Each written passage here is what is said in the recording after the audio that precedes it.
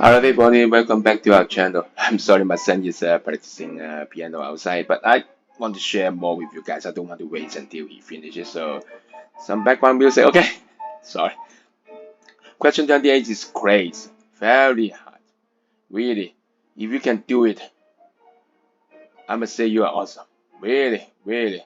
I need to think about it several times before I can figure out the answer. So first of all, look at here is the conjugate base of OH minus. So OH minus has to be an acid, right? So it produces its friend conjugate base, okay? Right? So how can hydroxide ion become an acid? So just remember, okay? Release an hydrogen ion. Okay, take away the H. Okay, so it is O H plus. So take away. So what we mean is this. Sorry.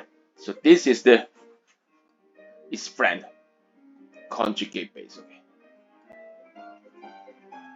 You see. Say again. Its role is an acid. It releases a hydrogen ion, and what it becomes is its friend conjugate base. Okay. So the conjugate base of hydroxide ion is the oxygen 2 minus.